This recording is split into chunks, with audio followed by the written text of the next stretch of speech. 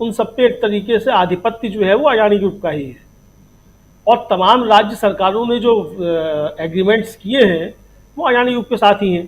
मध्य प्रदेश की भी पिछले दिनों खबरें आई थी कि वहाँ जो मध्य प्रदेश की सरकार ने अडानी ग्रुप के साथ जो समझौता किया है उसका भी जो है कई वर्षों तक भुगतान जो है मध्य प्रदेश की जनता को करना पड़ेगा। अभी वक्त देख रहा था कि 2 दिन पहले खबर आई थी कि उत्तर प्रदेश में भी बिजली की दरें जो 30% बढ़ने जा रही हैं।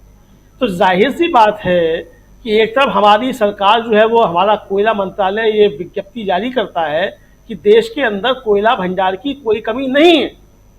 जब देश के अंदर कोयला भंडार की कोई कमी नहीं है तो फिर बिजली के दाम क्यों बढ़ रहे हैं?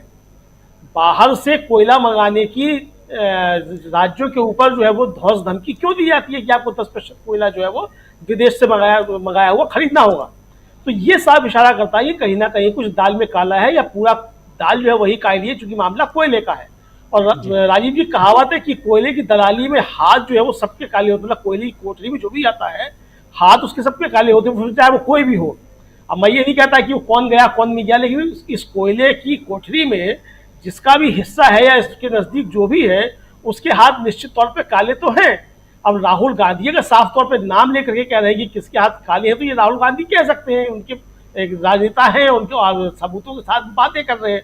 जो अखबार छाप रहा है उसको लेकर के कि इसमें किसके हाथ काले हैं और कौन बचा रहा है, तो राहुल गांधी का ये इशारा मुझे लगता है बिल्कुल साफ तौर पर है। अब जहां तक ये है कि क्या ये मुद्दा इन राज्यों के चुनाव में भी जो है मुद्दा बन सकता है, अडानी का मुद्दा, मुझे लगता है निश्चित तौर पर बन सकता है। और शायद राहुल गांधी और कांग्रेस जो है इसकी तैयारी पहले से कर चुके हैं कि अडानी का मुद्दा भी इन चुनावों में बनना है, चूंकि जिन राज्यों में चुनाव होने जा रहे हैं वहां से भी अडानी का कुछ ना कुछ वास्ता जरूर है।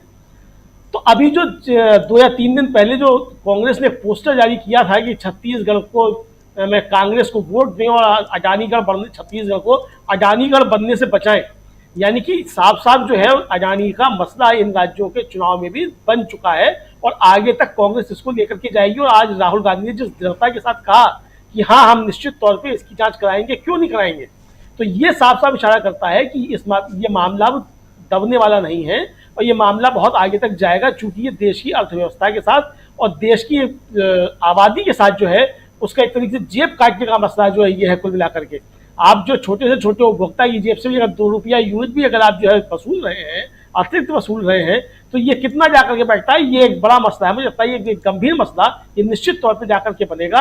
और इसलिए कांग्रेस ने जिस तरीके से भारतीय जनता पार्टी के ऊपर चौतरफा वार किया है इस मसले को लेकर के, मुझे लगता है कि भारतीय जनता पार्टी को इसके पास इन सवालों के कोई जवाब नहीं है। इसलिए भारतीय जनता पार्टी का कोई बड़ा नेता सामने नहीं आ रहा है और छोटे छुटभैया प्रवक्ताओं को भेज करके जो है वो अल्ल बल्ल उनके मुंह से सब कहलवाया जा रहा है राजीव जी। लेकिन ये मुद्दा बनेगा जरूर, मुझे ऐसा लगता है जी ये मुद्दा बनेगा, बिजली का मुद्दा जी बिल्कुल हो। और एक्चुअली रोल मॉडल के रूप में छत्तीसगढ़ को कांग्रेस सामने रख सकती है, क्योंकि एक लंबा सफ़र और पिछले 5 साल में लगातार जीत और सिर्फ जीत छत्तीसगढ़ में कांग्रेस को मिली है। उस हिसाब से भी तो एक बहुत ही महत्वपूर्ण राज्य है छत्तीसगढ़, जिसकी चर्चा होनी चाहिए, बार बार होनी चाहिए और कांग्रेस को इस पर फोकस भी करना चाहिए। यहाँ तमाम मुद्दे, चाहे वो हिंदुत्व का मुद्दा हो, चाहे गाय का मुद्दा हो, गोबर, गोमूत्र, सब कुछ अब छत्तीसगढ़ की सरकार वहां बेच रही है। तो छोटी मोटी बात नहीं है, बहुत बड़ी बात है। क्लोजिंग कमेंट चाहूंगा अमलेंदु उपाध्याय जी, क्या ये जो मुद्दे हैं, इन मुद्दों पर अगर देखा जाए तो रणनीति की हम बात कर रहे थे और फाइनल कि राहुल गांधी के हम एक प्रेस कॉन्फ्रेंस से इस चर्चा की शुरुआत हमने की थी, उसी प्रेस कॉन्फ्रेंस से होते हुए ज़रा तेलंगाना पे ख़त्म करना चाहता हूं आपके ज़रिए और ये समझना चाहता हूं कि क्या मुद्दे जो हैं अब राहुल गांधी बना रहे हैं, तय कर रहे हैं, क्या हेडलाइंस अब कांग्रेस के हाथ में है? निश्चित तौर पर राजीव जी आपकी बात 100% सत्य है कि अब मुद्दे राहुल गांधी ही तैयार कर रहे हैं और हेडलाइंस भी राहुल गांधी ही तैयार कर रहे हैं। और देखिए आप बड़ा समन्वय बना के चल रहे हैं कि राष्ट्रीय राजनीति जो है उसको भी छोड़ नहीं रहे हैं कि अगर विधानसभा के चुनाव है तो विधानसभा चुनाव में जाकर के उन राज्यों में वहीं जाकर के बातें करें। मतलब राष्ट्रीय राजनीति भी वो साथ साथ लेकर के चल रहे हैं और जो विधानसभा चुनाव के मुद्दे हैं वहां वो उन मुद्दों की बात भी कर रहे हैं। और जो खूबसूरती की बात राजीव जी ये है कि वो जनता से संपर्क की बात हो, चाहे वो सर्वे की बात हो, किसी भी तरीके से उन्होंने स्थानीय मुद्दे तैयार किए हों, लेकिन राहुल गांधी जो जाकर के जिन राज्यों में स्थानीय मुद्दों की बात कर रहे हैं तो वो जनता से जुड़े हुए मुद्दे हैं, वो सीधे सीधे जनता को अपील कर रहे हैं।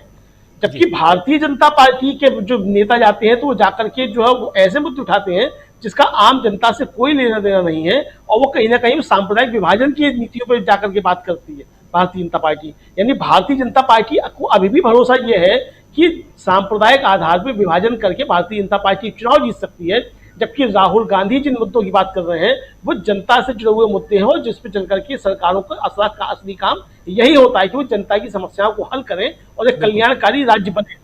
तो चूंकि प्रधानमंत्री तो कह चुके हैं कि पिछली सरकारों ने जो मुफ्तखोरी की आदत लगा दी थी, उत्तराखंड में जाकर के बोले थे ना प्रधानमंत्री यही बातें कही थी कि मुफ्तखोरी की आदत लगा दी। तो प्रधानमंत्री जिसको मुफ्तखोरी कह रहे हैं, दरअसल वो मुफ्तखोरी जो है वही राज्य की भूमिका है।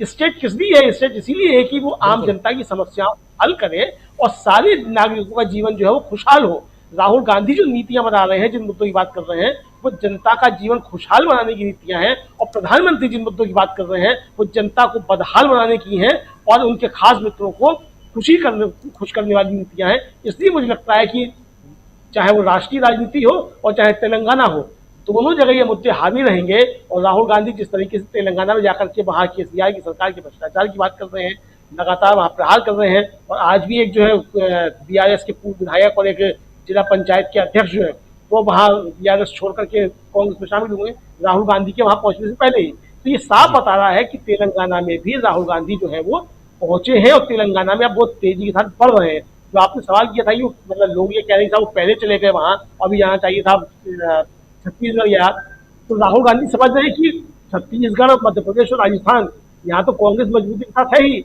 एक चौथा राज्य जो हमको छीनना है, वहां थोड़ा ज्यादा जोर लगाने की आवश्यकता है ताकि चौथा राज्य भी जो हो छीना जा सके।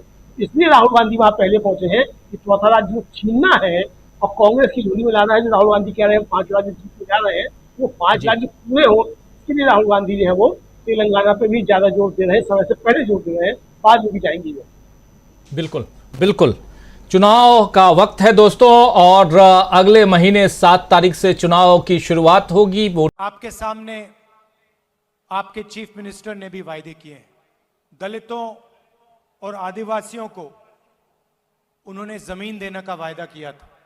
उन्होंने कहा था कि हर परिवार को वो 3 एकड़ जमीन देंगे। मैं आपसे पूछना चाहता हूं, चीफ मिनिस्टर ने क्या आपको जमीन दी? उन्होंने रोजगार का वायदा किया, क्या उन्होंने आपको रोजगार दिया? उन्होंने साफ सरकार चलाने की बात की थी, क्या उन्होंने भ्रष्टाचार किया? कलेश्वरम इरिगेशन प्रोजेक्ट में 1 लाख करोड़ रुपए उन्होंने आपके जेब में से लिए। धरनी पोर्टल स्कैम में उन्होंने आपकी जमीन आपसे छीनी। घर बनाने का वायदा किया था। मैं आपसे पूछना चाहता हूं, कितने लोगों के लिए उन्होंने घर बनाए?